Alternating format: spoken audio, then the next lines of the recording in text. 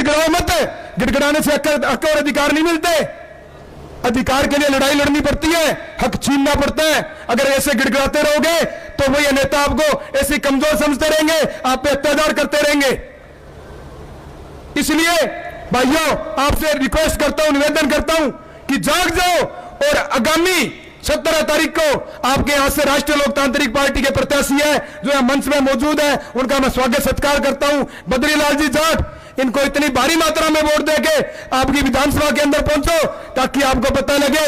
और मैं आपको वादा करके जा रहा हूं, आपका एक एक वोट का कर चुकाएंगे। आपका एक एक वोट विधानसभा के अंदर गुंजेगा, आपको एहसास गर्व होगा कि हमने बद्रीलाल जी को वोट दिया था, आज हमारा वोट विधानसभा के अंदर बोल रहा है। मैं ये नहीं कहता कि एक साल के अंदर सारा सिस्टम ठीक कर देंगे, पर भाइयों, अगर इस व्यवस्था परिवर्तन की लड़ाई में अगर आप बढ़ चढ़कर भाग लेते हो, अगर यहां बद्रीलाल जी को चुनकर भेजते हो, तो पूरे प्रदेश के अंदर मैसेज जाएगा कि साड़ा के लोग जाग चुके हैं, वो पिछड़े हुए नहीं रहे और पीछे की पंक्ति में नहीं चलेंगे। वो चाहते हैं कि कांग्रेस बीजेपी को भगाएंगे और व्यवस्था परिवर्तन की लड़ाई में राष्ट्रीय लोकतांत्रिक पार्टी को सत्ता पर बिठाएंगे। एक किसान के बेटे को जो पिछले 20-25 सालों से अपनी पूरी जवानी निछावर करके इस प्रदेश की जनता के हक की लड़ाई लड़ता है, 36 कौम की बात करता है, कभी दिन देखा कभी रात आपके बीच में रहते हैं। कोई समस्या हो जाती है तो ऐसे नहीं पूछते कि भाई कौन सा गांव पड़ता है, मांझावास है या कोई कांडानी है, ऐसे नहीं पूछते। ऐसे पूछते कितने घंटे का रास्ता है, बस पहुंच रहा हूं, आ रहा हूं, रुको। यार कोई भी आज तक आपके बीच में है, कोई ऐसा नेता है जो आपके बीच में है?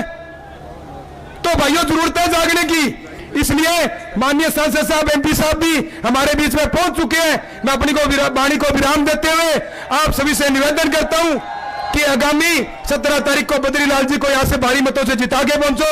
और माननीय एमपी साहब यहां पहुंच चुके हैं, उनका भी मैं तहे दिल से स्वागत करता हूं, हार्दिक अभिनंदन करता हूं, वंदन करता हूं। आपने जो मान सम्मान दिया उसके लिए आपका बहुत बहुत धन्यवाद। जय हिंद, जय भारत, राम राम साहब। बहुत बहुत शुक्रिया दोस्तों। कोई नहीं आए हैं अभी, हनुमान जी अपने बीच आएंगे तो भीलवाड़ा से लेकर के यहां तक हंगामा होगा। अब जहां खड़े हैं वहीं बैठे रहे, अभी अपने बीच कोई नहीं आए हैं। हनुमान बनवाल जिंदाबाद, हनुमान बनवाल जिंदाबाद।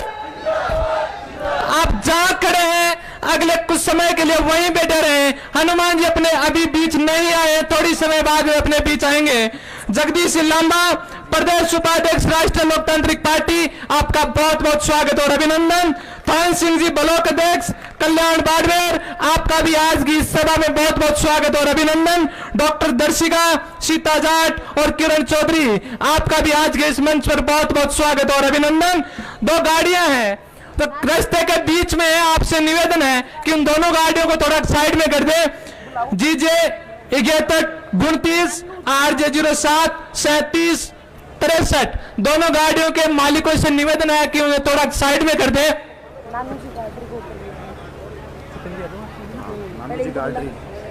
नानू जी गार्डरी से निवेदन रहेगा कि वो मंच पर आकर के अपना स्थान ग्रहण करें। दोस्तों, आप जहां खड़े हैं मेरे साड़ा वासियों, आप जहां खड़े हैं वहीं बैठ जाओ। अभी आपका लाडला आपके बीच में नहीं आया है, जब आपके बीच में आएगा तो हंगामा होगा भीलवाड़ा से लेकर के साड़ा तक।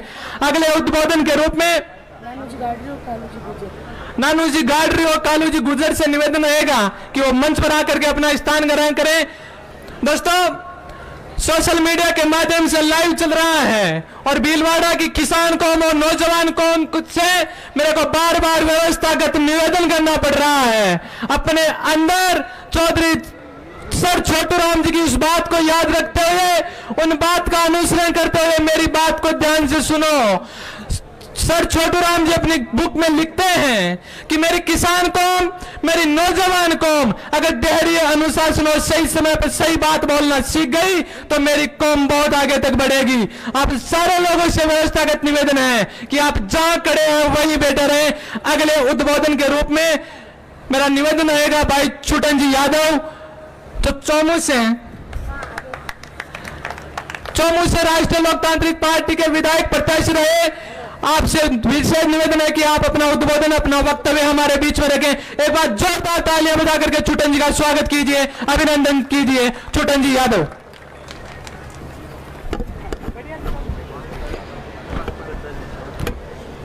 सबसे पहले तो इस मेवाड़ की पावन धरा पर आप सब लोग और हम सब लोग इस साड़ा विधानसभा क्षेत्र के राष्ट्रीय लोकतांत्रिक पार्टी के लोकप्रिय युवाओं के चहेते और बड़े बुजुर्गों का आशीर्वाद प्राप्त करने वाले हमारे लोकप्रिय उम्मीदवार बद्री जी के इस चुनावी सभा में पधारे साड़ा विधानसभा के कोने कोने से पिता समान बुजुर्गों, नौजवान साथियों, माता और बहनों, मंच की शोभा बढ़ा रहे आरएलपी पार्टी के प्रदेश अध्यक्ष को सुशोभित करने वाले और भोपालगढ़ से वर्तमान में विधायक के रूप में विधानसभा में पार्टी की मजबूत पकड़ के साथ अपनी बात रखने वाले परमादरणीय सम्माननीय पुखराज जी गर्ग साहब युवा मोर्चा के प्रदेश अध्यक्ष को सुशोभित करने वाले मेरे बड़े भाई और पूरे राजस्थान भर के नौजवानों को सही मार्गदर्शन पे ले जाने वाले, चाहे वो राजस्थान विश्वविद्यालय की लड़ाई हो, चाहे वो प्रदेश के किसी भी छात्र के साथ अन्याय होने वाली लड़ाई हो, उस लड़ाई को लड़ने के लिए अग्रिम पंक्ति में रहने वाला मेरा बड़ा भाई सम्माननीय रणदीप जी चौधरी जी। और आप देख रहे हैं कि जिस दिन चुनावों की घोषणा हुई थी कि राजस्थान में 3 चुनाव होने जाएंगे, उसी दिन राष्ट्रीय लोकतांत्रिक पार्टी ने भी यह तय किया था कि राजस्थान में राष्ट्रीय लोकतांत्रिक पार्टी स्पष्ट रूप से चुनाव लड़ेगी। उसी दिन से निरंतर एक महिला सशक्तिकरण होने का संदेश आप सब लोगों के बीच में आकर देने वाली और महिला मोर्चा के प्रदेश अध्यक्ष को सुशोभित करने वाली मेरी बड़ी बहन सम्माननीय स्पर्धा जी हमारी पार्टी के लगभग 700 किलोमीटर दूर से आप सब लोगों के बीच में आकर अपनी हाजिरी लगाने के लिए लगभग 700-800 किलोमीटर से पधारे हैं इस राजस्थान के लास्ट कोने से। और बायतू से हमारे लोकप्रिय प्रत्याशी रहे और हाल ही जो पंचायती राज चुनाव हुए, उन चुनाव में आप सब लोगों ने देखा होगा और सुना होगा कि भारतीय जनता पार्टी और कांग्रेस आरएलपी को खत्म करने के लिए एक जगह होकर वोट दी, क्योंकि वो जानती है कि आरएलपी झुकती नहीं है, ना कभी समझौता करती है।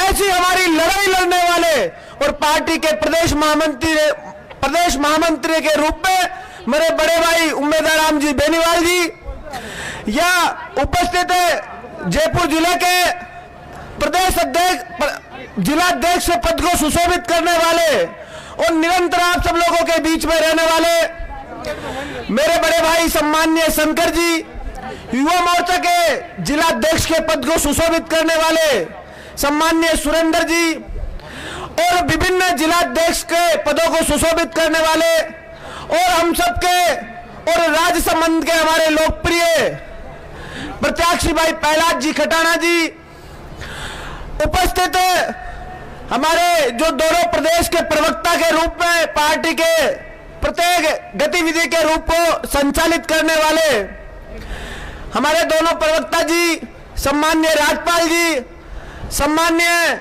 हमारे गुजर साहब जो आप सब लोगों के बीच में निरंतर काफी लंबे अरसे से यहाँ हैं, सम्माननीय मोहन जी निठारवाल जी और उपस्थित सम्मानित मंच मौजूद व्यक्तियों, नौजवान साथियों, आप सब लोगों ने चुनाव अपने जीवन में देखे हैं।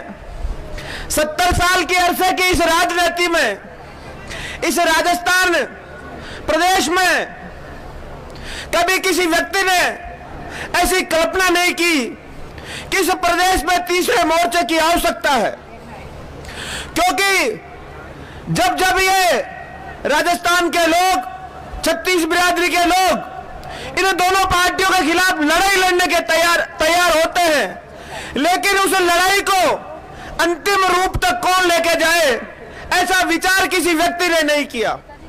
प्यारे भाइयों, आपको बताना चाहता हूं, आज के लगभग 25 से 30 वर्ष अपने जीवन के और अपनी जवानी के अगर किसी व्यक्ति ने दिए हैं और किसी व्यक्ति ने इस राजस्थान की आवाम के लिए, छत्तीस बिरादरी के लोगों के लिए सदैव उनको साथ में लेकर चलने के लिए विचार रखा, आदरणीय हनुमान जी बेनीवाल ने नागौर से उकार भरी और वो नागौर से उकार भरते हुए पूरे राजस्थान के लगभग हर कोने को, हर हिस्से को छूते हुए जब जयपुर में सुनामी बनी, आप कल्पना नहीं कर सकते कि लगभग 8 लाख के लोग, 8 लाख के संख्या की तादाद में लोग जयपुर को जब घेरे तो बड़ी बड़ी सरकारों को झुकना पड़ा और इस व्यवस्था परिवर्तन की लड़ाई में जो मांगे परम आदरणीय सुप्रीमो हनुमान जी बेनीवाल ने रखी,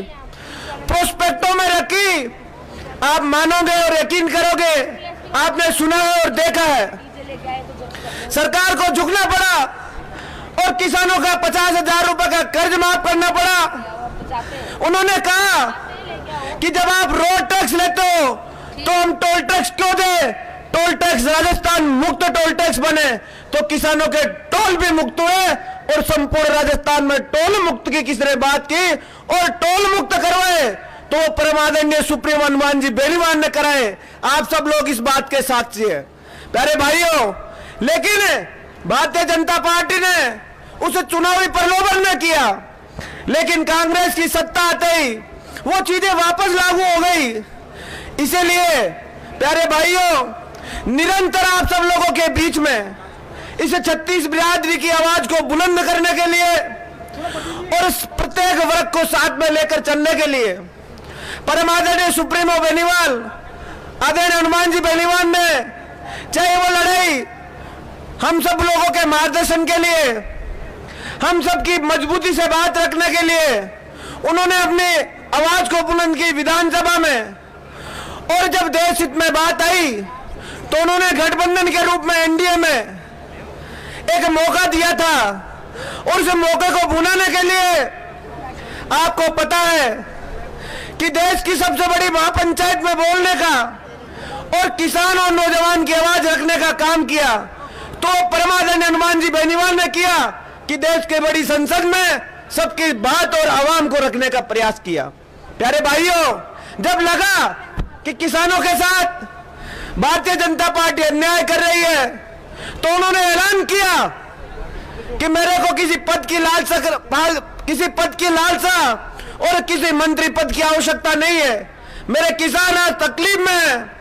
तो उन्होंने एनडीए से गठबंधन तोड़ा और देश के इतिहास में पहली बार लिखा गया कि देश की नेशनलाइज जो हाईवे है शाजापुर बंद रही, और आज भी आप जाकर देखेंगे तो दिल्ली रोड पे शाजापुर बॉर्डर पर अगर निरंतर इन किसानों की आवाज को बुलंद करने का काम किया तो वो राष्ट्रीय लोकतांत्रिक पार्टी के कार्यकर्ताओं ने किया और परम आदरणीय हनुमान जी बेनीवाल ने किया। प्यारे भाइयों, सबके वक्तव्य सब और प्रत्येक पदाधिकारी के वक्तव्य में यह सुनने को मिला कि साड़ा विधानसभा क्षेत्र के विभिन्न गांवों में हम सब लोग गए, प्रत्येक वर्ग से माताओं और बहनों से मिलने का हमने प्रयास किया, लेकिन जो विकास 70 साल में इस साड़ा विधानसभा क्षेत्र के गांव और शहर में नहीं हो पाया। प्यारे भाइयों, इस मंच के माध्यम से आपको एक विश्वास दिलाना चाहता हूं कि हमारा नेता और हमारा अध्यक्ष परम आदरणीय हनुमान जी बेनीवाल न हम सत्ता में रहते हैं और न मंत्री पद पे, लेकिन इस राजस्थान के 36 बिरादरी के लोगों की आस और उम्मीद को सदैव, चाहे वो नागौर के आवाज से हो, चाहे वो जयपुर के आवाज से हो, चाहे वो दिल्ली के आवाज पर बैठे हो, अगर सुनने का काम करते हैं तो और परम आदरणीय हनुमान जी बेनीवाल करते हैं। प्यारे भाइयों और नौजवान साथियों, अभी अभी जब वक्तव्य सब लोगों का सुना उसमें सामने निकलकर कुछ एक बातें आई कि साड़ा विधानसभा क्षेत्र में निरंतर रूप से कोई विकास किसी प्रतिनिधि ने आज तक नहीं करवाया। मैं आपको ये विश्वास दिलाना चाहता हूं कि आरएलपी के लोकप्रिय उम्मीदवार अगर बद्री प्रसाद जी को आप आशीर्वाद प्रदान करते हैं और प्रदेश की महापंचायत में पहुंचाने का काम करेंगे, तो मैं आपको यह विश्वास दिलाता हूं कि जो काम भारतीय जनता पार्टी और कांग्रेस ने इन्हें 70 वर्षों में इस विधानसभा में नहीं किए, जो ये 2.5 वर्ष का कार्यकाल बच गया, सम्मान्य बद्री प्रसाद जी ये साबित कर देंगे कि वो काम 70 वर्ष में नहीं किया और हमने 2.5 वर्ष में वो कार्य करके दिखा दिया। प्यारे भाइयों, बड़ी पीड़ा होती है, क्योंकि मैं आपको बताना चाहता हूं, हमारे राजस्थान की राजधानी जयपुर के नजदीक विधानसभा क्षेत्र चोमू आता है। अगर राष्ट्रीय लोकतांत्रिक पार्टी और परम आदरणीय हनुमान जी बेनीवाल नहीं होते, प्यारे भाइयों, 2018 में नजदीकी मुकाबले में चुनाव हारा और मेरे को मौका जीवन में नहीं मिलता, मात्र 30 वर्ष की आयु में मैंने चुनाव लड़के वो साबित किया, तो हमारे परम आदरणीय हनुमान जी बेनीवाल की बतौर है। और एक राष्ट्रीय लोकतांत्रिक पार्टी नहीं होती तो हमारे जैसे नौजवान आज इतने इतने बड़े मंचों पर प्रतिनिधि नहीं करते और ना हमें बोलने का अवसर मिलता। प्यारे भाइयों, नौजवान साथियों, बड़ी पीड़ा होती है जब नौजवानों की बात सुनते हैं कि यहाँ के नौजवान रोजगार के अभाव में और बेरोजगारी की मार झेलते हुए इस विधानसभा क्षेत्र को छोड़कर अन्य किसी स्थान पर जाकर मेहनत और मजदूरी से अपना परिवार चलाने के लिए व्याकुल रहते हैं। सुनने में आया कि 10 से 20 हजार व्यक्ति यहाँ से अन्य किसी स्थान पर जाकर आइसक्रीम या यहाँ की फेमस जो कुल्फी है उसका काम करते हैं। बड़ी पीड़ा है, लेकिन मैं आपको यह भी विश्वास दिलाता हूं, अगर बद्री प्रसाद जी को आशीर्वाद मिलता है तो नौजवानों के लिए रोजगार के अवसर इसी विधानसभा क्षेत्र में आपको देखने को और ये साबित करके हम सब लोग बताएंगे। प्यारे भाइयों, बिना किसी जातिवाद के, बिना किसी क्षेत्रवाद के आप भारतीय जनता पार्टी और कांग्रेस की इस मिलजुली के खेल को इन विधानसभा के उपचुनाव में हमारे बद्री प्रसाद जी को आशीर्वाद देके आप ये साबित कर देंगे कि इस राजस्थान में तीसरे मोर्चे की सख्त आवश्यकता है। प्यारे भाइयों, हम सब लोगों के लोकप्रिय उम्मीदवार परम आदरणीय हनुमान जी बेनीवाल कुछ ही देर में हम सब लोगों के बीच में उपस्थित होने वाले हैं। आ ही गए, आपके बीच में उपस्थित क्या होंगे, वो नजदीक मंच पे आ गए। अपनी व्यवस्था को हम बनाए रखेंगे और आप सब लोग बेसब्री से 11 बजे से निरंतर जिस आस और उम्मीद के साथ आप सब लोग बाहर की तरफ नहीं जाए, अंदर ही बैठे रहे, क्योंकि आपका जो इतनी देर का परिश्रम है, आपके एक आशा और उम्मीद है, उस उम्मीद के रूप में परम आदरणीय हनुमान जी बेनीवाल आप सब लोगों के बीच में उपस्थित होंगे। 2 शब्दों के साथ अपनी वाणी को विराम दूंगा। प्यारे भाइयों, आप सब लोगों को पता है कि हनुमान जी बेनीवाल आज 3 दिवसीय दौरा सुजानगढ़ करके लगभग 2:30 बजे अपने आवास पर पहुंचे। 2 या 3 घंटे की नींद अपने जीवन में, 5 घंटे से ज्यादा वो सोते नहीं है और हमेशा आप सब लोगों के लिए निरंतर बीच में रहते हैं। अगर राजस्थान का एकमात्र नेता है तो हनुमान बेनीवाल है, जिसने हक और अधिकार की लड़ाई, सदैव सब लोगों के मान और सम्मान की लड़ाई लड़ी। प्यारे भाइयों, अखबारों में आप पढ़ते हो और राजस्थान की कांग्रेस सरकार जो अपने आप को यह कहती है कि भ्रष्टाचार मुक्त प्रदेश हम करेंगे, आज इस राजस्थान में और इस गहलोत सरकार में 2.5 से 3 वर्ष के कार्यकाल में सबसे ज्यादा जो भ्रष्टाचार हुए वो इस कांग्रेस के शासन में हुए। प्यारे भाइयों, नौजवान साथियों, कांग्रेस और भारतीय जनता पार्टी के नुमाइंदे, बड़े बड़े मंत्री और संतरी आपके बीच में आकर वोट की अपील करेंगे, लेकिन मैं आपको बताना चाहता हूं, बद्री प्रसाद जी आपके सेवक बनकर आपकी सेवा करेंगे और जो मंत्री और संतरी बनकर आज जो वोट मांग रहे हैं वो आप पे हुकूमत करेंगे और राज करेंगे। कभी आपके बीच में आकर आपके हाल और चाल और आपका कभी आंसू पोंछने का काम नहीं करेंगे। लेकिन हमारे लोकप्रिय उम्मीदवार बद्री प्रसाद जी आप सब लोगों के बीच में रहकर सेवक के रूप में सेवा करेंगे और निरंतर आप सब लोगों के बीच में रहेंगे। इसलिए प्यारे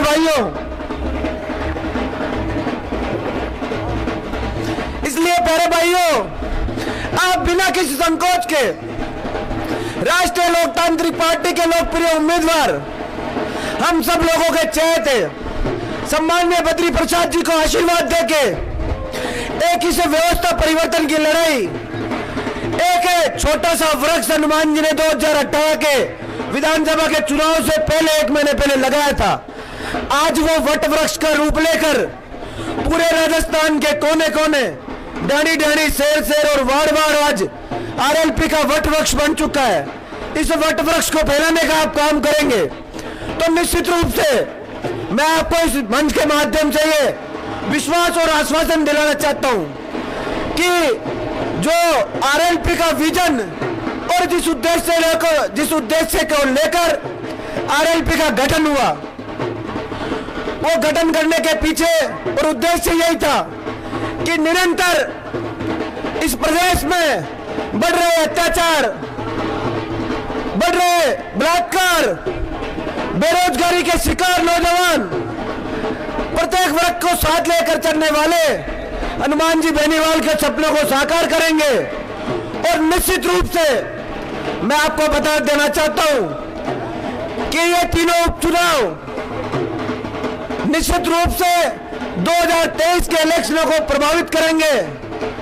प्यारे क्षेत्रवासियों, देश के प्रधानमंत्री की निगाहें भी वर्तमान में हो रहे राजस्थान के तीनों उपचुनाव पे है। वो देखना चाहते हैं कि राजस्थान की जनता और जनार्दन हनुमान जी बेनीवाल को चाहते हैं या नहीं चाहते हैं।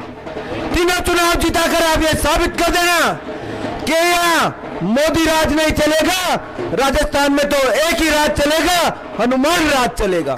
प्यारे भाइयों, जिस शख्सियत को हम सुनने के लिए सुबह से व्याकुल हैं, लगभग 3-4 घंटे से आप इंतजार कर रहे हैं, बस कुछ ही समय में आप सब लोगों के बीच में वो उपस्थित होंगे।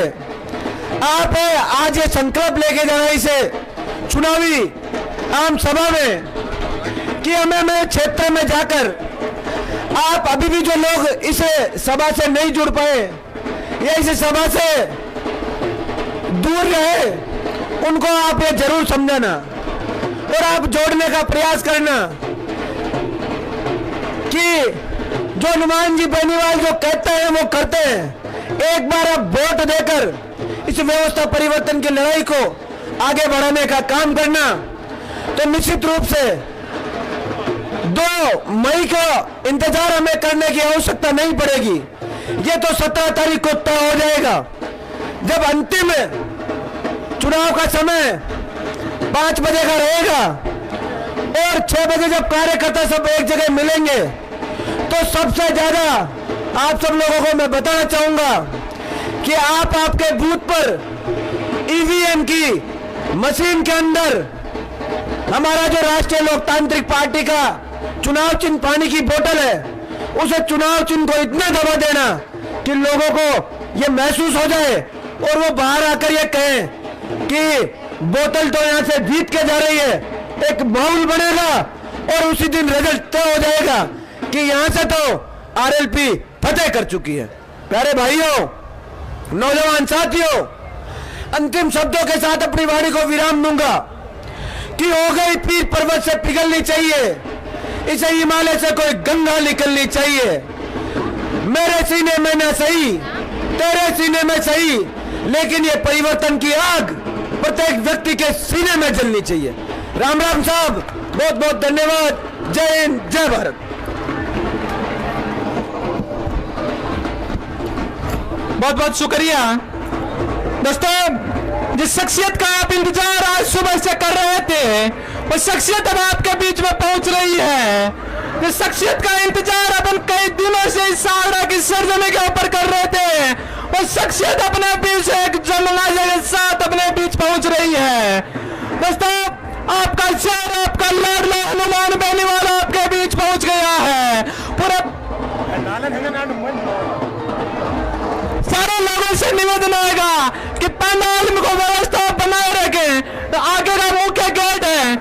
से सिर्फ हनुमान जी बेनीवाल के साथ। हनुमान बेनीवाल जिंदाबाद, हनुमान बेनीवाल जिंदाबाद।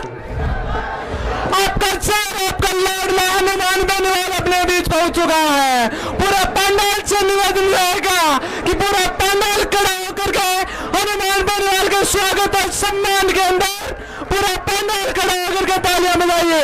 हनुमान बेनीवाल जिंदाबाद। आपका लाडला हनुमान बेनीवाल आपके बीच में पहुंच गया है। ये सर की एंट्री पूरा हिंदुस्तान, पूरा राजस्थान सर की एंट्री देख रही है। इस सर की एंट्री मैं देख पा रहा हूं कि मुख्य गेट के ऊपर भारतीय संस्कृति की आन बान और शान का प्रतीक तिलक निकाल करके हनुमान जी बेनीवाल का साड़ा की सरजमी, भीलवाड़ा की सरजमी का ऊपर स्वागत किया जा रहा है। मेरा निवेदन रहेगा कि हनुमान जी बेनीवाल के साथ अन्य लोग मंच में नहीं आए। पार्टी के मुख्य लोगों से निवेदन रहेगा कि स्टेज की व्यवस्था बनाए रखें। हनुमान बेनीवाल जिंदाबाद, हनुमान बेनीवाल जिंदाबाद, हनुमान बेनीवाल जिंदाबाद। आपका लाडला हनुमान बेनीवाल आपके बीच में पहुंच गया है। पूरा पंडाल से निवेदन रहेगा कि जोरदार तालियां बजा करके हनुमान बेनीवाल का स्वागत कीजिए, सम्मान कीजिए, अभिनंदन कीजिए। हनुमान जी भाई साहब की एंट्री साड़ा की सरजमी पर यह स्वागत और सम्मान पूरा राजस्थान, पूरा उत्तरी भारत सोशल मीडिया के लाइव के माध्यम से देख रहा है। हनुमान बेनीवाल जिंदाबाद, हनुमान बेनीवाल जिंदाबाद, राष्ट्रीय लोकतांत्रिक पार्टी जिंदाबाद, राष्ट्रीय लोकतांत्रिक पार्टी जिंदाबाद, राष्ट्रीय लोकतांत्रिक पार्टी जिंदाबाद। हनुमान बेनीवाल तुम संघर्ष करो, हनुमान बेनीवाल तुम संघर्ष करो, हम तुम्हारे साथ। हमारा नेता कैसा है? हनुमान बेनीवाल। हमारा नेता कैसा है? हमारा नेता कैसा है? गरीबों का नेता कैसा है? शोषितों का नेता कैसा है?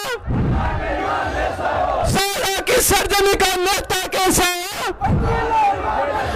हनुमान बेनीवाल जिंदाबाद, राष्ट्रीय लोकतांत्रिक पार्टी जिंदाबाद। अब सारे लोगों से निवेदन रहेगा कि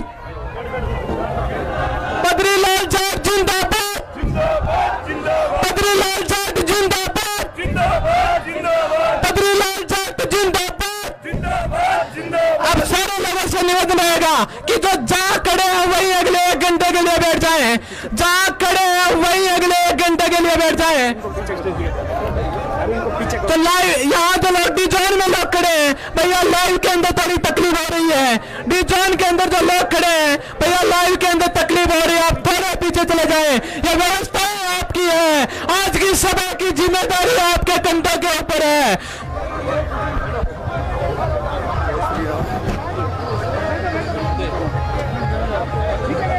बोले तेजाजी महाराज की, देवनारायण भगवान की।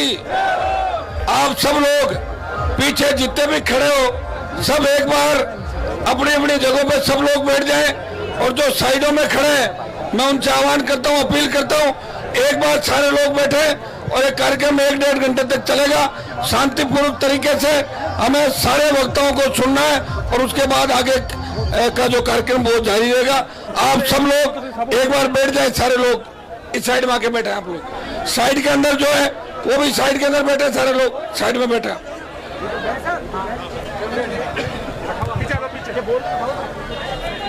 हनुमान बेनीवाल जिंदाबाद, राष्ट्रीय लोकतांत्रिक पार्टी जिंदाबाद, बद्रीलाल जाट जिंदाबाद। आप सारे लोगों का बहुत बहुत स्वागत और अभिनंदन। दोस्तों, इस जो लाइव डी जोन में खड़े हैं दोस्तों, लाइव के अंदर थोड़ा तकलीफ हो रही है। मीडिया के अलावा सारे लोग आपसे हाथ जोड़ करके निवेदन है, पूरी राष्ट्रीय लोकतांत्रिक पार्टी की तरफ से हाथ जोड़ करके निवेदन है, डी जोन को थोड़ा खाली कर दें। आज की ये सभा सोशल मीडिया के लाइव के माध्यम से और मीडिया कर्मियों के लाइव के माध्यम से पूरे देश और प्रदेश के अंदर जा रही है। लाइव के अंदर थोड़ी तकलीफ हो रही है, आप थोड़ी व्यवस्था को बना करके रखें। मैं आप लोगों की भावनाओं को समझता हूं। मैं बहुत अच्छी तरह से जानता हूं कि तुम सारे लोग हनुमान बेनीवाल को बहुत नजदीकी से मिलना चाहते हो। तुम सारे लोग हनुमान बेनीवाल के साथ सेल्फी लेना चाहते हो। तुम सारे लोग हनुमान बेनीवाल के साथ गुपचुप करना चाहते हो। लेकिन हमारी कुछ मजबूरियां हैं। इस व्यवस्था को बनाने की जिम्मेदारी हम सबके कंधों के ऊपर है। जितने लोग खड़े हैं थोड़ा साइड में होकर के बैठ जाएं। मीडिया बंधुओं को किसी तरह का कष्ट नहीं होना चाहिए। अपनी जो भी ताकत है वो मीडिया की वजह से है। पुलिस कर्मियों से थोड़ा सा निवेदन रहेगा कि आप ट्रैफिक व्यवस्था को बना करके रखें। अगले उद्बोधन के रूप में मेरा निवेदन रहेगा राष्ट्रीय लोकतांत्रिक पार्टी की महिला मोर्चा के प्रदेशाध्यक्ष मेरी बड़ी बहन के रूप में ईश्वरदा जी चौधरी से।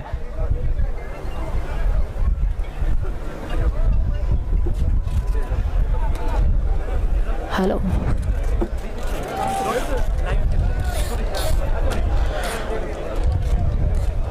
आज मेवाड़ की शूरवीरों की धरती सहारा गंगापुर में राजस्थान ही नहीं पूरे भारत में शेर के नाम से जाने वाले एक मजबूत शूरवीर जिसका नाम हनुमान बेनीवाल है, जिसका नाम हर व्यक्ति के दिलो दिमाग में अपनी एक अलग छाप छोड़ता है। ऐसा नेता जिसने कभी स्वार्थ की राजनीति नहीं करी, एक ऐसा नेता जिसने जनता को आगे रखा, एक ऐसा व्यक्ति जिसने अपने परिवार से पहले आपके और हमारे परिवार को अपने साथ आगे रखा। हनुमान जी बेनीवाल का मैं इस पंडाल स्थल पर पूरी सहारा विधानसभा की जनता की तरफ से हार्दिक अभिनंदन करती हूं, स्वागत करती हूं। साथियों, आप लोगों का जो जोश और जुनून आज यहां नेताजी के प्रति और बद्रीलाल जी के प्रति है, इसको देखकर एक बात साफ हो जाती है कि जिस तरह से मारवाड़ में परिवर्तन हुआ है, वो परिवर्तन मेवाड़ की धरती पे भी आप लोग सहारा के रूप में करने के लिए तैयार हो गए हैं। साथियों, इसी कड़ी में मेरे साथ दोनों हाथ खड़े करके एक जयकारा लगाएंगे। बोलो खजूरिया शाम की, बोलो खजूरिया शाम की। जय जवान, जय जवान। साथियों, हनुमान जी बेनीवाल एक ऐसे जननेता है जिनकी और रालोपा के तमाम पदाधिकारियों की, पार्टी परिवार के सदस्यों की एक सोच है कि लोग कहते हैं क्या लेके आए थे, क्या लेके जाओगे, क्या लेके आए थे, क्या लेके जाओगे। बंद मुट्ठी आए थे, खाली मुट्ठी जाओगे। लेकिन आज इस मंच के माध्यम से मैं उन लोगों को बता देना चाहती हूं कि रालोपा वो पार्टी है, हनुमान की सेना वो सेना है जो कहती है कि एक दिल लेके आए थे, हजारों दिलों पे राज कर जाएंगे। एक चेहरा लेके आए थे, लाखों चेहरों पे मुस्कान बिखेर जाएंगे, मुस्कान बिखेर जाएंगे। जय हिंद, जय भारत, राम राम। साहब ये ना, ये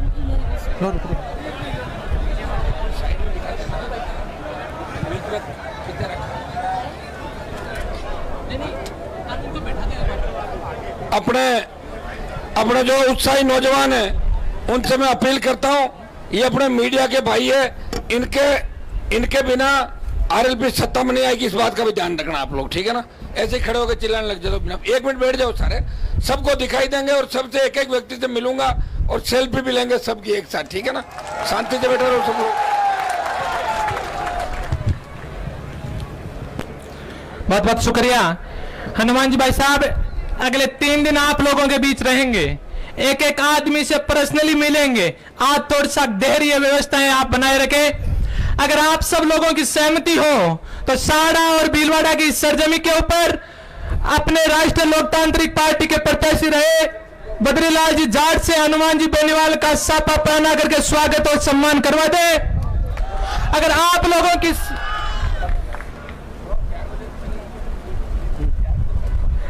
लोगों की सहमति हो तो हनुमान जी बेनीवाल का भारतीय संस्कृति की आन बान और शान के प्रतीक सापा पहना करके स्वागत और मान सम्मान करवा दे।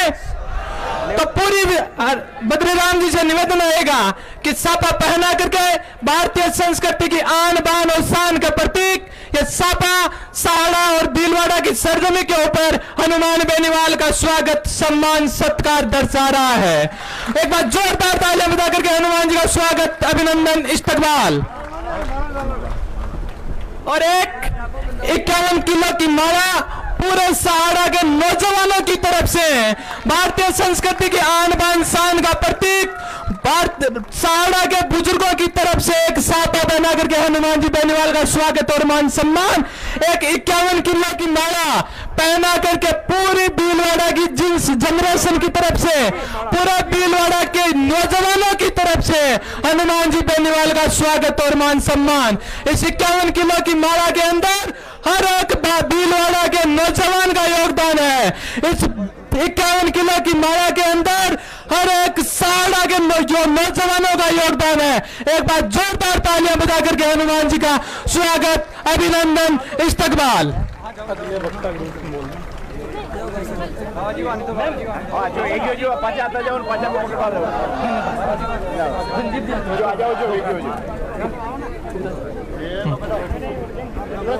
ये भारतीय संस्कृति की आन बान और शान के बाद ये 51 किलो की माला भीलवाड़ा की जिस जनरेशन की तरफ से हनुमान बेनीवाल का बहुत बहुत स्वागत अभिनंदन इस्तकबाल। और अब अगले वक्ता के रूप में मेरा निवेदन रहेगा राष्ट्रीय लोकतांत्रिक पार्टी के प्रदेशाध्यक्ष भोपालगढ़ से विधायक आदरणीय पुखराज जी गर्ग से मेरा निवेदन रहेगा कि अगले वक्ता के रूप में वो अपना उद्बोधन हमारे बीच में रखें। एक बार जोरदार तालियां बजा करके पुखराज जी का सहाड़ा भीलवाड़ा की सरजमी के ऊपर बहुत बहुत स्वागत अभिनंदन इस्तकबाल।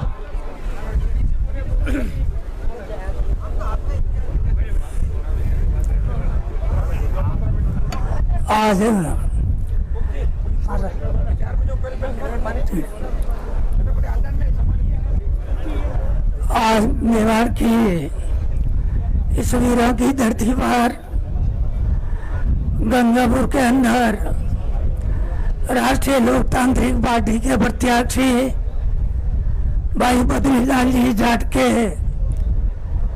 समर्थन में आयोजित राष्ट्रीय लोकतांत्रिक पार्टी चुनावी सभा के अंदर मंच पर विराजमान हमारे राष्ट्रीय लोकतांत्रिक पार्टी के राष्ट्रीय संयोजक और गरीब किसान और दलित के मसीहा राजस्थान के शेर श्री हनुमान जी बेनीवाल साहब सम्मानित मंच और विभिन्न गांवों से दूर दराज राजधानी से पधारे हुए युवा साथियों बुजुर्गों मातृशक्ति आप सभी का मैं राष्ट्रीय लोकतांत्रिक पार्टी प्रत्याशी परिवार की तरफ से इस जानदार शानदार सभा के अंदर हार्दिक अभिनंदन करता हूँ, स्वागत करता हूँ।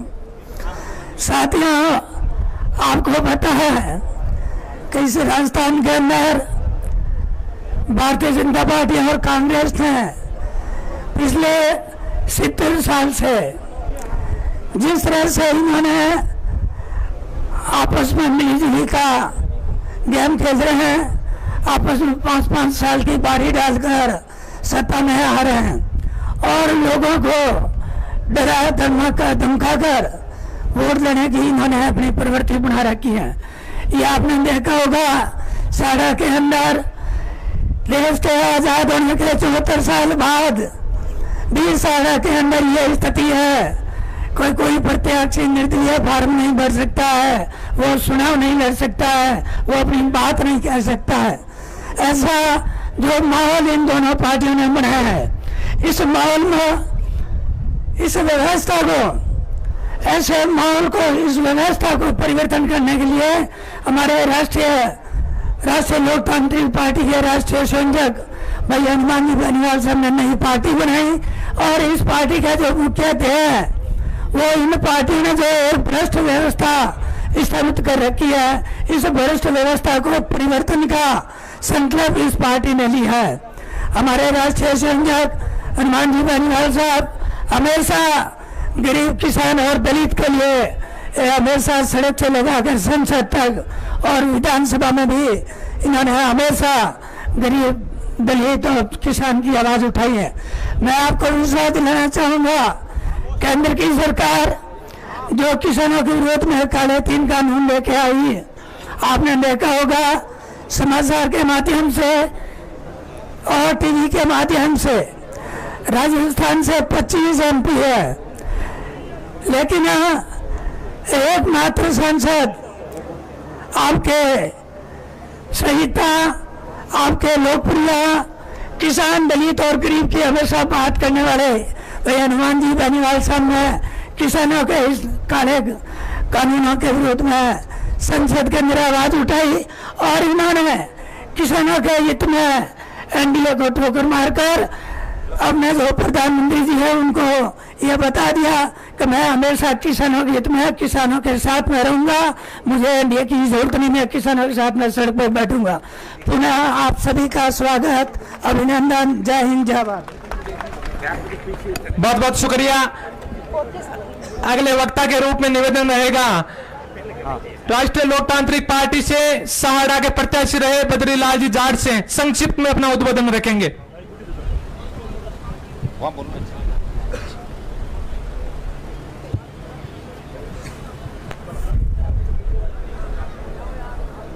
एक बार सब जोरदार जयकारा लगाएंगे। बोले खजूरे श्याम की, देवनारायण भगवान की, हनुमान जी महाराज की। यहां मंच पर आसीन सभी पार्टीगण, पदाधिकारी, श्रीमान हनुमान जी भाई साहब, प्रदेश अध्यक्ष जी,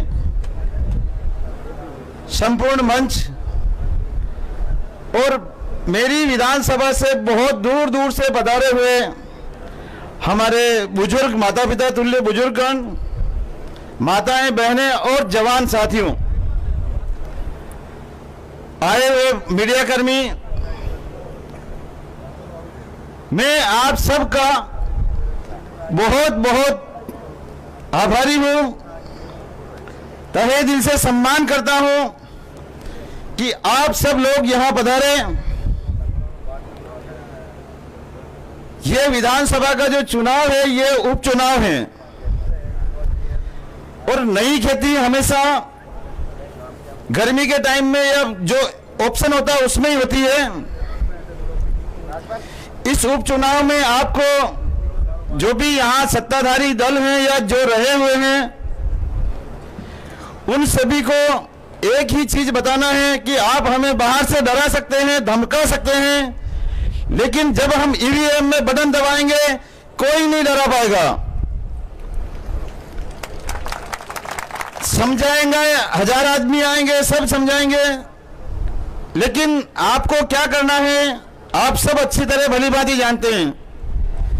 पिछली जितनी भी सरकारें आई है या जितने भी हमारे जनप्रतिनिधि रहे हैं, मैं किसी पे व्यक्तिगत आक्षेप नहीं करूंगा।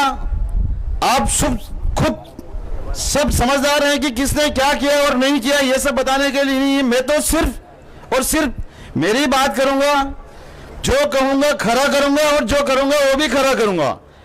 आप सब लोगों के बीच जब आप मुझे आवाज देंगे मैं हर समय उपलब्ध रहूंगा और मुझसे जितना बन सकेगा। आप चुनाव जीतूंगा तो भी करूंगा और नहीं जीतूंगा तो भी करूंगा, हमेशा आपके बीच में रहूंगा।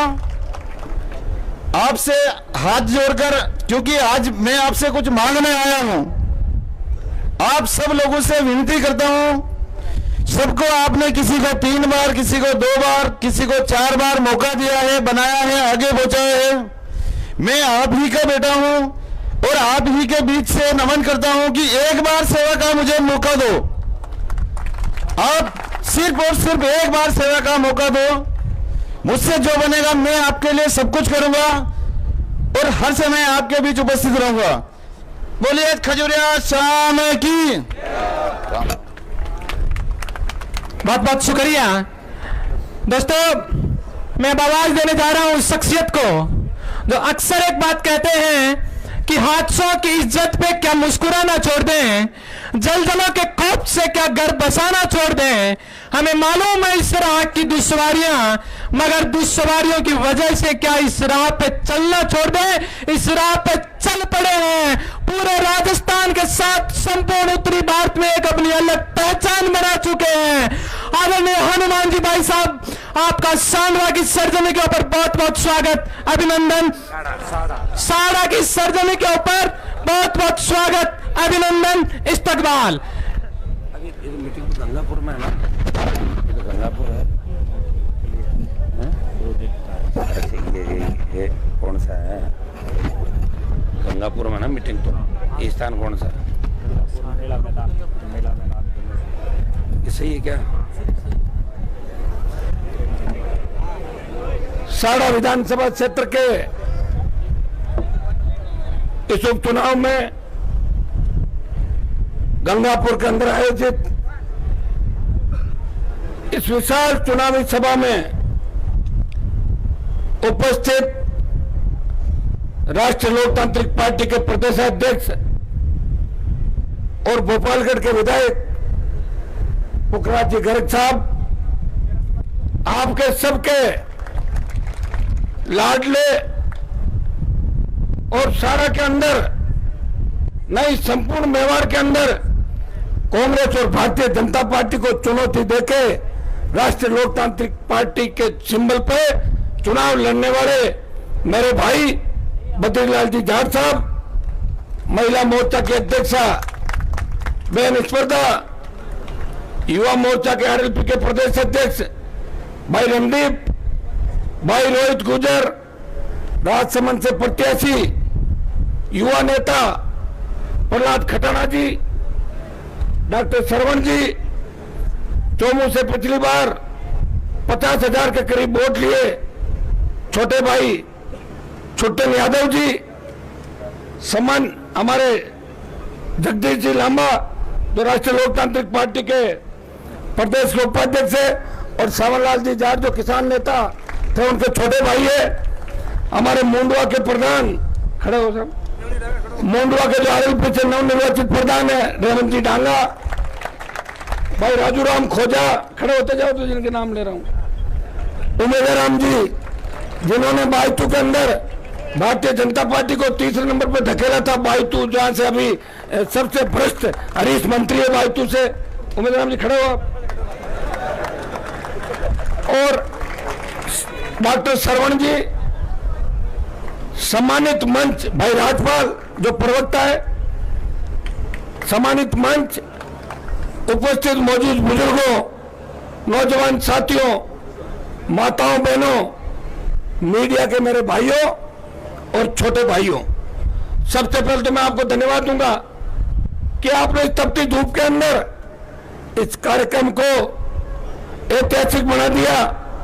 कई लोग मुझे कह रहे थे कि हनुमान जी गंगापुर जा तो रहे हो, सुजानगढ़ की तरह मेला नहीं भरेगा वहां पे, लेकिन यहां आके लग रहा है कि कुंभ का मेला गंगापुर की धरती में भरा है। 36 कौम के लोग अलग अलग पगड़ियों के अंदर, माताएं बहनें और हर नौजवान इस परिवर्तन की हुंकार और परिवर्तन की ललकार के अंदर और व्यवस्था परिवर्तन की लड़ाई के अंदर अपने भाई हनुमान बेनीवाल का साथ देने के लिए अपने अपने साधनों से हजारों की तादाद के अंदर इस मेला मैदान के अंदर उपस्थित होकर बद्रीलाल जी को जो आशीर्वाद आपने दिया, हृदय से आपका आभार प्रकट करता हूं। बहुत बहुत आपको धन्यवाद और विश्वास दिलाता हूं कि और पार्टियों की तरह राष्ट्रीय लोकतांत्रिक पार्टी नहीं है कि चुनाव लड़ी और उसके बाद जोड़ी डंडे लेके कम वोट आने के बाद भाग गई पार्टियां। ये हनुमान बेनीवाल की आरएलपी पार्टी है। आरएलपी पार्टी का हर नौजवान और आरएलपी की पट्टी और आरएलपी की झंडी लगाए हुआ हर वाहन राजस्थान के अंदर हनुमान बेनीवाल के भाई और परिवार की गाड़ी है और वो परिवार का है। मैं मेरे भाई जो पुलिस के जवान खड़े हैं इनको भी कहना चाहता हूं, क्या कांग्रेस को हराने का ठेका लिया आपने? यहाँ पे जो मेरे डीजे रोक रहे थे, आप राजस्थान में कोई डीजे नहीं रोकता हमारे। और ज्यादा रुको एक बार, ज्यादा दिमाग खराब मेरा हो गया तो मैं अभी थाने के अंदर ले जाकर डीजे बजाऊंगा, फिर क्या करोगे? ये बात अभी समझ लेना कि मैं चलते चलते हैंग हो जाता हूं और आप भागने छूटो यहां से, इस बात का ध्यान रखें। आपके चाहे मुख्यमंत्री हाउस से संदेश आए और चाहे मोदी जी के वहां से आए, हनुमान बेनीवाल तो इसी तरह राजस्थान के अंदर पहले तो लाल बत्ती लगा के कानून की धज्जियां उड़ाते हुए घुमा था 5 साल। अब उस समय वसुंधरा मेरी बत्ती नहीं उतार सकी। भीलवाड़ा के अंदर किसी में दम नहीं कि हनुमान बेनीवाल के कार्यक्रम के अंदर डीजे नहीं आने दे। अगर आपको लगता है चुने तो स्वीकार करते हो तो सामने डीजे पड़े, उनको जब्त करके दिखा दे, पुलिस खड़ी है। आप शर्म आनी चाहिए आप लोगों को। जो व्यक्ति इस राजस्थान के अंदर कानून व्यवस्था को ठीक करने का काम करता है, बिना वजह उस व्यक्ति से पंगा मत लेना। कोई सा भी सीआई थानेदार है, एसपी हो, उनको लंबी नौकरियां करनी है और हनुमान का राज राजस्थान के अंदर आएगा, इस बात का भी ध्यान रखना आप। और जिस दिन मेरे हाथ में कलम आ गई, 1 मिनट में सीआई को थानेदार और थानेदार को सिपाही बना दूंगा, इस बात का भी ध्यान रखना। भाइयों, मैं कोई कानून नहीं तोड़ता स्टेट के अंदर, लेकिन कोई व्यक्ति अगर ये सोचे कि 2 पुलिस की गाड़ी लाके हनुमान बेनीवाल को डरा दे तो राजस्थान की सरकार मेरे से डरती है। अपने आका को पूछ लेना कहीं व्यवस्था खराब नहीं हो जाए राजस्थान की। ये नौजवान, जब तक मैं रहूंगा डीजे के बिना मेरा भी मन नहीं लगता। डीजे जब बजता है तभी मुझे जोश आता है और मैं तो ये चाहता हूं कि मैं डीजे को लोकसभा के अंदर लेके चला जाऊं। मैं विधानसभा तक तो डीजे लेके चला गया था और मेरी अगर इच्छा हो गई तो लोकसभा के अंदर भी डीजे ले जाने से मुझे देश की सरकार भी नहीं रोक सकती। इसलिए अपना अपना काम करो, ये सर करके और अपना काम करो, मोबाइल बंद करो। कोई दिक्कत में मत फंस जाना। बड़े नेताओं के और बड़े अधिकारियों के चक्कर में दिक्कत हो जाएगी, फिर बाद में ब्लड प्रेशर शुगर की गोलियां खाते घूमोगे, इस बात का भी ध्यान रखना। भाइयों, साड़ा विधानसभा क्षेत्र के उपचुनाव के अंदर गंगापुर में हमारे 2-3 प्रमुख जयकारों के साथ अपनी बात करूंगा। जो यहाँ के प्रमुख जिनकी पूजा आप करते हो, खजूरिया श्याम की, वीर तेजाजी महाराज की, देवनारायण भगवान की, सांवलिया सेठ की, चारभुजा नाथ की, रामसा पीर की, बाकी जयकारे मैं जब साड़ा में घूमूंगा तो जो बाकी बचे गाँव में और लगाता रहूंगा। भाइयों, लोग कांग्रेस और भारतीय जनता पार्टी से कितने डरते हैं, ये मैंने साड़ा के अंदर देखा। जो आपके क्या नाम था उनका, फार्म उठा दे, जो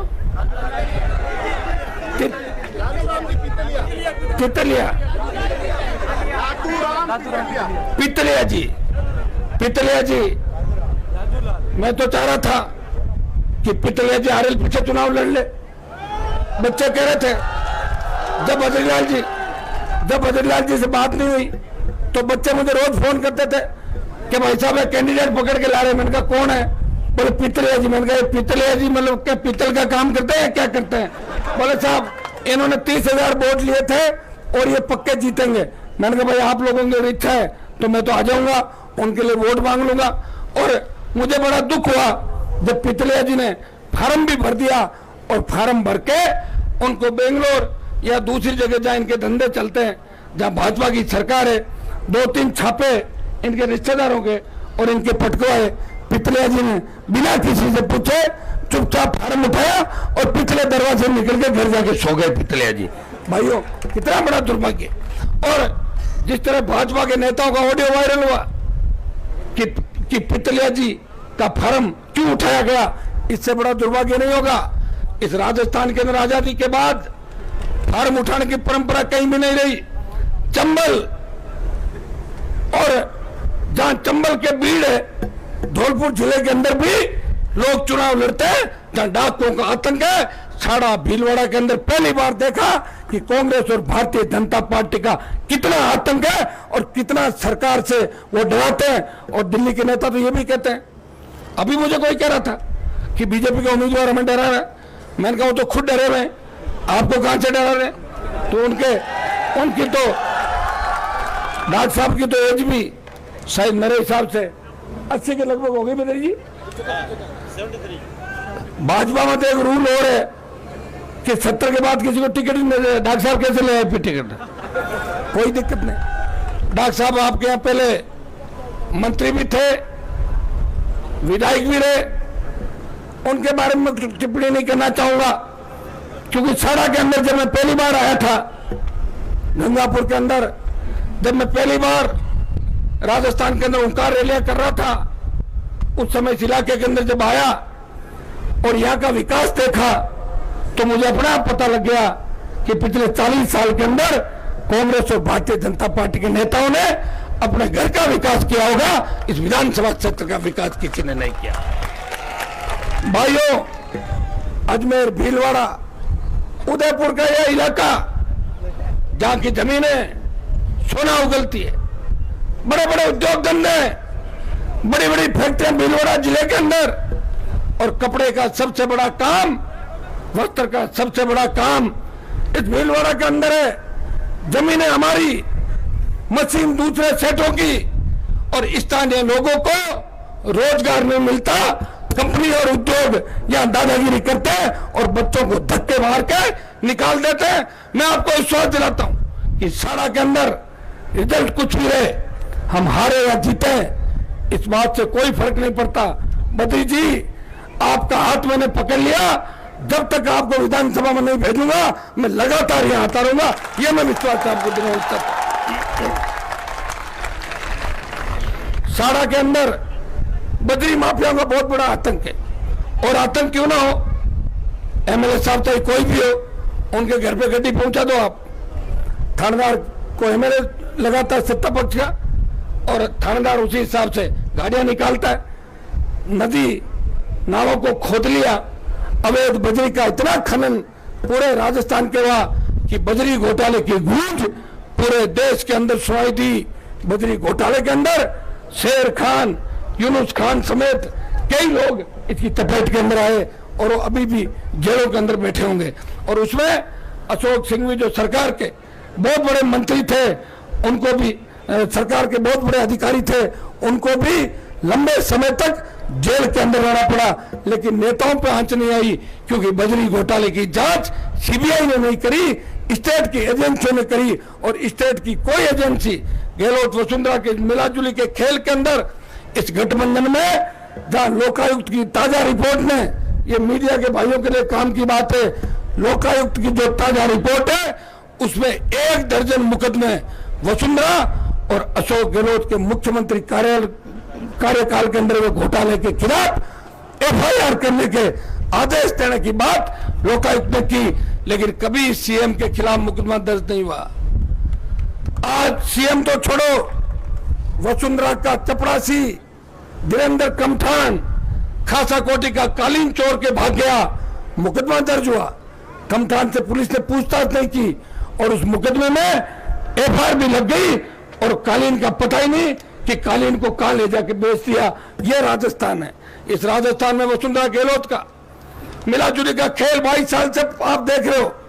भाइयों, गहलोत ने 98 से 3 जब सरकार चलाई, उस समय 3 में जब वसुंधरा आई थी परिवर्तन यात्रा में, तब एक ही बात कही थी कि हमारी अगर सरकार आई तो कांग्रेस की पुरानी सारी जांचें कराएंगे और हम ये करेंगे वो करेंगे। वो चीज तो भूल गए, गहलोत से हाथ मिला लिया, और 3 से 8 के अंदर सबसे ज्यादा जमीन के घोटाले अगर देश के अंदर हुए तो राजस्थान के अंदर सबसे ज्यादा जमीन के घोटाले हुए, जिसमें प्रताप सिंह भी जो नगरीय विकास मंत्री था, वो तो मुझे पिछली बार कहता था, मेरे साथ विधायक था, जब उसको मंत्री ने बनाया तब कहता था हनुमान जी मैं तो खामों का बदनाम हो गया, मेरे पास तो 10% आता था, 90% तो मैडम सीधा ही ले लेती थी लोगों से। उसके बाद 8 के अंदर गहलोत आए वापिस, तब गहलोत ने कहा कि मेरी सरकार बनेगी, मैं आयोग बनाऊंगा, आमेर की हवेलियों से लेके राजस्थान के अंदर जहां जहां भी भ्रष्टाचार हुआ उनकी जांच करा के भारतीय जनता पार्टी के नेताओं को जेल के अंदर डालूंगा। भाइयों, सरकार गहलोत की आई, माथुर आयोग बना, और माथुर आयोग बनने के बाद चालू भी नहीं हुआ, और सुप्रीम कोर्ट ने इंक्वायरी एक्ट की बात बता के माथुर आयोग को रद्द कर दिया कि माथुर आयोग की गलत बना है। कितनी बड़ी बात हो गई। और 13 के अंदर फिर वसुंधरा जी वापिस आई, और 18 में गहलोत ने वही बात वापिस कही कि अब की बात सरकार आने दो, मैं जांच करा दूंगा। जांच तो छोड़ो, सुप्रीम कोर्ट ने कहा कि वसुंधरा का बंगला खाली कराओ। अशोक गहलोत बोला नहीं, मैडम के बिना मेरा मन नहीं लगता, मैं सामने रखूंगा इसको। और अपने सामने वाला बंगला एक नया कानून बना दिया सुप्रीम कोर्ट के खिलाफ, वसुंधरा जी नहीं जाएगी, ये तो यही रहेगी। मुझे लग रहा है दोनों यूनिवर्सिटी कॉलेज के अंदर या तो साथ पढ़ते होंगे कहीं कहीं, बाकी इतने प्रीत तो कौन निभाता अपनों के लिए। और अब जब गहलोत की सरकार गिर रही थी, तब गहलोत की सरकार अगर किसी ने बचाई तो वसुंधरा ने 20 विधायक अशोक गहलोत को देके उनकी डूबती हुई नाव को किनारे तक लगाया था। ये पूरा देश जानता है, पूरा राजस्थान जानता है। भाइयों, छाड़ा विधानसभा क्षेत्र के उपचुनाव के अंदर एक ही संदेश आपको देना है, कांग्रेस अगर जीतती है तो मैसेज जाएगा, धन बल और सत्ता के बल पे कांग्रेस जीत गई, पुलिस वाले भी श्रेय ले लेंगे। हमने साहब, आईजी साहब, डीजी साहब, हमने आपको इतने वोट नहीं पड़ने दिए, बीजेपी आरएलपी के डीजे जब्त कर लिए, गाड़ियों को रोक लिया और वोट रोक लिए। ये भी अपनी पीठ थपथपाने के लिए जाएंगे। और अगर बीजेपी जीती तो ये मैसेज जाएगा कि किसान आंदोलन का राजस्थान में कोई असर नहीं है। किसान आंदोलन के लिए आपके भाई ने पड़ोसी थाली को ठोकर मारी। देश में जब बात चली कि राजस्थान का किसान इन कृषि बिलों के खिलाफ जो आंदोलन चल रहा है उस आंदोलन में साथ नहीं है। भाइयों, एमपी तो राजस्थान के अंदर 24 और है, किसी ने किसान बिलों के खिलाफ बोला भी नहीं होगा। और मैं तो मोदी जी के और गृह मंत्री जी के नजदीक भी था, लेकिन जब आपके चेहरे मुरझाए हुए देखे, जब किसानों के चेहरे पे चिंता की लकीरें देखी, तब हनुमान बेनीवाल बोला आप मेरे से क्या चाहते हो। कहा कि आप जयपुर से दिल्ली का हाईवे जाम कर दो। किसान नेताओं ने बोला अपने आप मोदी जी मान जाएंगे। एक बार 15,000 लोग लेके गया, शाहजहांपुर बॉर्डर को जाम किया, और दूसरी बार 1 लाख संख्या के अंदर शाहजहांपुर बॉर्डर की तरफ गया। और भाइयों, एनडीए को ठोकर मारी।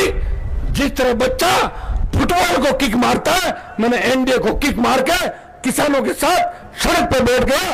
सत्ता को ठोकर मारने का उदाहरण देश में 2 ही व्यक्तियों ने दिया, या तो अकाली दल की नेता ने इस्तीफा दिया या हनुमान बेनीवाल ने लोकसभा की कमेटियों और एनडीए को ठोकर मारी। मंत्री तो मैं था नहीं, अगर होता तो मंत्री पद भी छोड़ता। मेरे पास तो लोकसभा की कमेटियां थी और एनडीए था, उसको धक्का दे दिया मैंने और आपके लिए सड़क पे आ गया। ट्रैक्टर चला के भी दिल्ली तक लेके गया।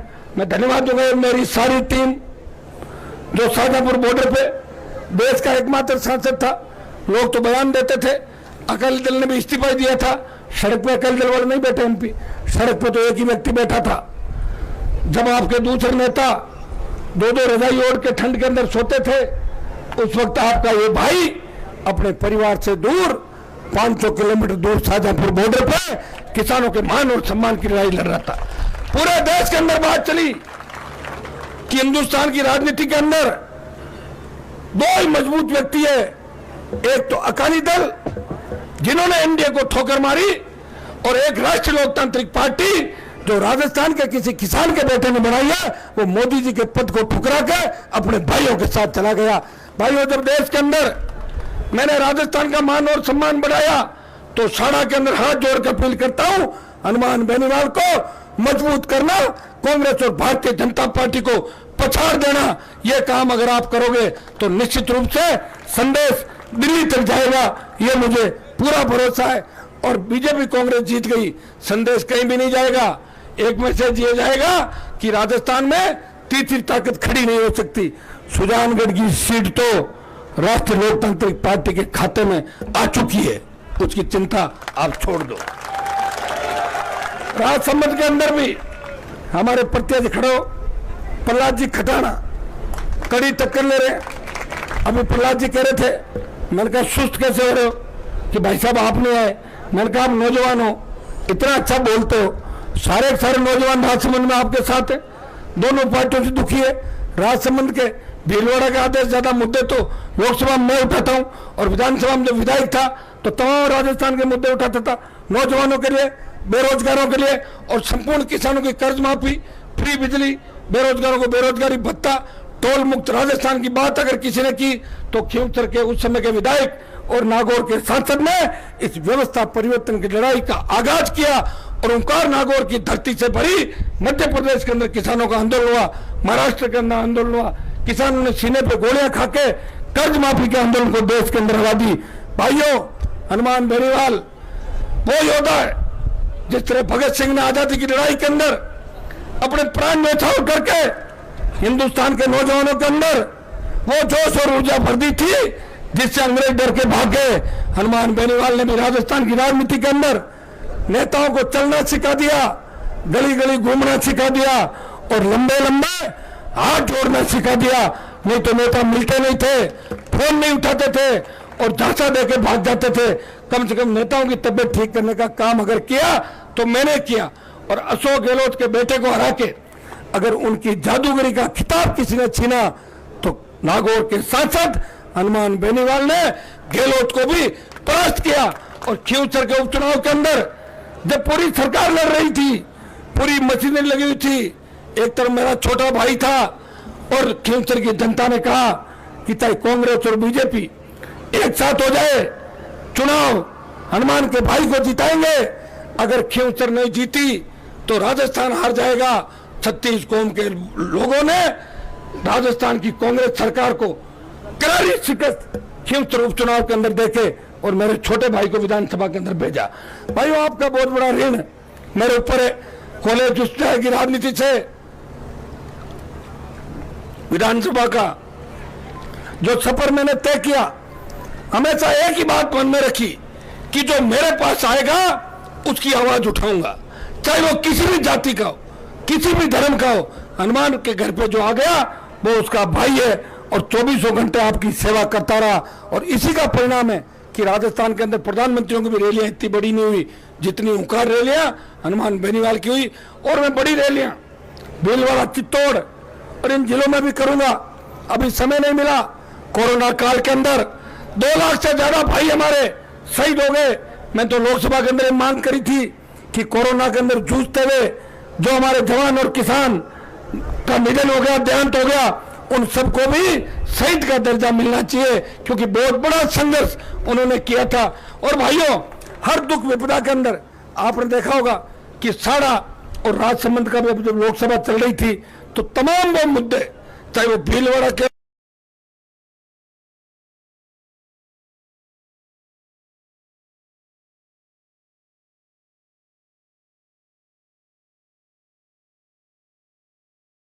संख्या लेके एक कोने के अंदर बैठी थी। कांग्रेस जब भी वसुंधरा विधानसभा में आती तो पैर छूने के लिए भागते थे। मैडम प्रणाम, अच्छा आप कैसे हो? ठीक हूँ, 2 बदली कर देना मेरी। ठीक है, कर दूंगी, आ जाना। उस समय अकेला व्यक्ति हनुमान बेनीवाल वसुंधरा को ललकारता था और जब भी खड़ी होती तो मैं मेरी सीट पे खड़ा होकर बोलता, नीचे बैठो वसुंधरा जी। तो कहती इनको बाहर निकालो। मैंने कहा निकाल दो, क्या फर्क पड़ता है। 5 बार निलंबित हुआ और 40 बार राजस्थान की विधानसभा से मार्शलों ने मुझे उठा के बाहर निकाला, लेकिन मेरा कोई रंग काला नहीं पड़ गया उसे। मैं आपके लिए लड़ता रहा। और हिंदुस्तान की सबसे बड़ी पंचायत के अंदर जब मैं एनडीए के साथ बैठा तो मैं सत्ता के साथ था, मेरा मन वहां कम लगता था। जैसे विपक्ष के लोग नारे लगाने आते, मैं कई बार मेरी सीट से उठ जाता, फिर मुझे याद आता मैं तो एनडीए में हूँ, अभी तो नारे नहीं लगाऊंगा। फिर एक किसान बिल आए और मेरी वो इच्छा भी पूरी हुई। राष्ट्रपति के अभिभाषण पे देश का पहला सांसद हूं जिसने राष्ट्रपति का अभिभाषण रोकने का प्रयास किया, और बजट में भी 10 मिनट तक वित्त मंत्री को 2 बार पानी पीना पड़ा और नीचे बैठ गई और प्रधानमंत्री विचलित हो गए, हनुमान जी अब तो जाओ, आपको पूरे देश ने देख लिया। तो भाइयों, मैं जो कहता हूं वो करता हूं, और आपके बीच ये घोषणा करके जा रहा हूं कि बद्रीलाल जी को मजबूती आप देना। अगर इनको विधायक बना दोगे तो सत्ता के विधायकों में जितनी नहीं चलती उससे ज्यादा बद्रीलाल जी का फोन इस भीलवाड़ा के अंदर चलेगा। और तो और ये भीलवाड़ा के कलेक्टर एसपी को भी फोन करेंगे, अजमेर के आईजी को भी फोन करेंगे, वो भी उनको इतना सम्मान देगा जितना सत्ता पक्ष के विधायकों को नहीं मिलता। और बद्री जी अगर हार भी जाते हैं तो भी ये मेवाड़ के स्थापित नेता हो जाएंगे, ये भी तय है। इतना प्यार प्रेम और आशीर्वाद जो आपने बद्री जी को दिया है, ये तो तय हो गया कि भारतीय जनता पार्टी तो तीसरे नंबर में चली गई। यहां पे मुख्य मुकाबला कांग्रेस और राष्ट्रीय लोकतांत्रिक पार्टी का। अभी गाड़ी में मैं आ रहा था, एक बड़े किसान नेता का टेलीफोन आया कि आपके अशोक गहलोत से सेटिंग हो गई क्या? मैंने कहा क्या हो गया, कैसे? कि आप चुनाव लड़ा रहे हो ना? तो मैंने कहा मैं चुनाव लड़ने की तो पार्टी बनाई मैंने, क्या मैं इंतजार करूं? आप तो अपना शोषण कराते करते 50 साल बिता दिया आपने, और थोड़े दिनों बाद समाचार आएगा कि फला नेता का निधन हो गया। ये है ना, और क्या?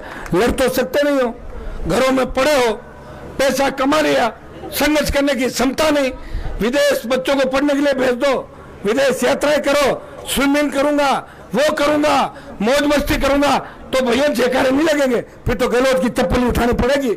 मैंने देखा राजस्थान के अंदर हमारे बहुत से किसान नेताओं को जो अपने माँ बाप की इज्जत नहीं करते, कोई वसुंधरा को मम्मी कहता है और कोई गहलोत को पापा कहता है राजस्थान के अंदर। ये हनुमान बेनीवाल है जो आपका भाई है, जिसने नई पार्टी बना के ये संदेश दिया और नौजवानों को एक लक्ष्य दिया, उठो, रोजगार से पहले, डिग्री से पहले रोजगार की गारंटी, कानून का राज राजस्थान के अंदर। गांव का गरीब आदमी थाने तहसील में जाएगा तो थानेदार तहसीलदार खड़ा होकर बोलेगा, बाबा चाय पियोगे या ठंडा, बिराजो, आपका काम कर रहा हो। ये व्यवस्था हनुमान बेनीवाल कर सकता। रात को 12 बजे अगर हमारी बहन बेटियां कहीं निकले, मजा ले, कोई सामने देख रहे, कानून का राज राजस्थान में होगा, कर्ज मुक्त किसान होगा, मजबूत राजस्थान होगा, साड़ा का विकास होगा, राजस्थान का विकास होगा। भाइयों, पुनः हाथ जोड़ के निवेदन करता हूं कि हनुमान बेनीवाल का मान और सम्मान रखना और बद्री जी का रखना। पुखराज जी गर्ग, कई लोग मेरे में जातिवाद का आरोप लगाते हैं, लेकिन मैं 3 विधायकों के साथ 18 में जीता, 25 जगह अच्छे वोट लिए, छुट्टन से लेके सब बेटे पुखराज जी गर्ग जो मेवाड़ समाज से आते हैं, मेरी पार्टी के प्रदेश के अध्यक्ष है। अभी जो चुनाव लड़ाए मैंने सुजानगढ़ के अंदर नाइक जाति को प्रत्याशी बनाया, जिनको पहली बार चुनाव लड़ने का मौका मिला, 30,000 वोट है, लेकिन कोई पार्टी टिकट नहीं देती।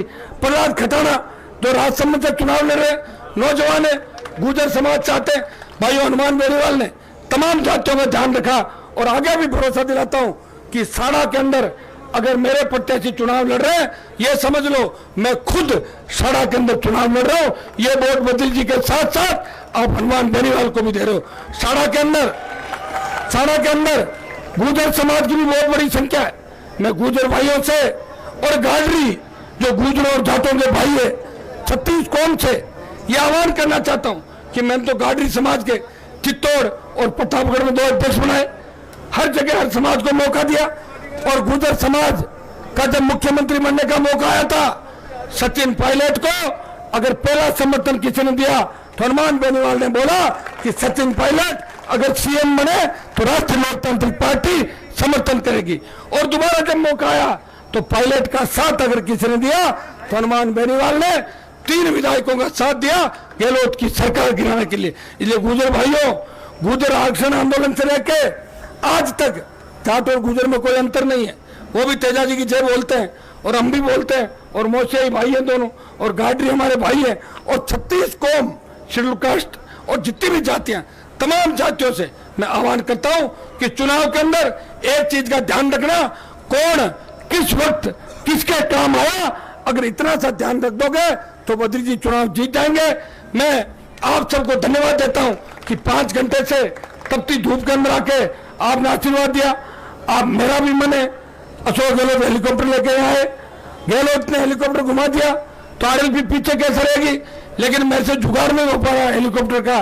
तो भाइयों मैं कोशिश कर रहा हूं कि एक दिन 2-3 सभाएं साड़ा के अंदर हेलीकॉप्टर से करके जगह जगह हेलीकॉप्टर उतार के जिस तरह सर्जिकल स्ट्राइक हुआ था उसी तरह वोटों का सर्जिकल स्ट्राइक करेंगे।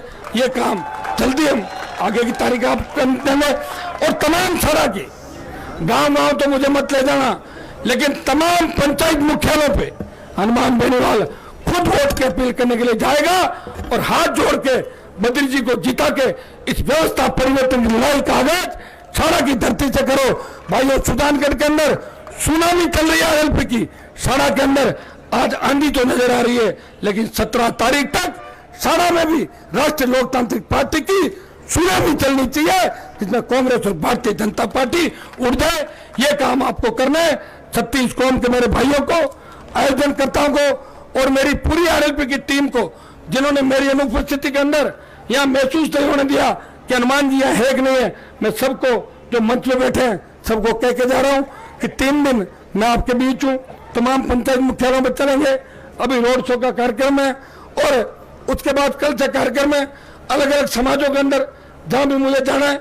एक आपको और बात कहना चाहूंगा कि सुल्तानगढ़ के अंदर जिस तरह मुसलमान खुल के हमारे साथ आ गया, राजपूत समाज ने बड़ा समर्थन सुल्तानगढ़ के अंदर दिया।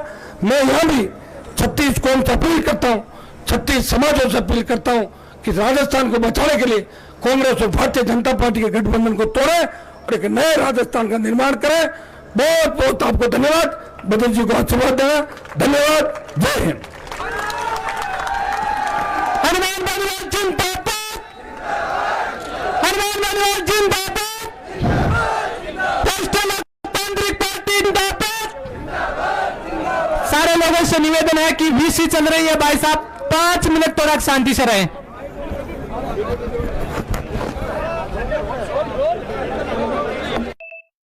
अच्छा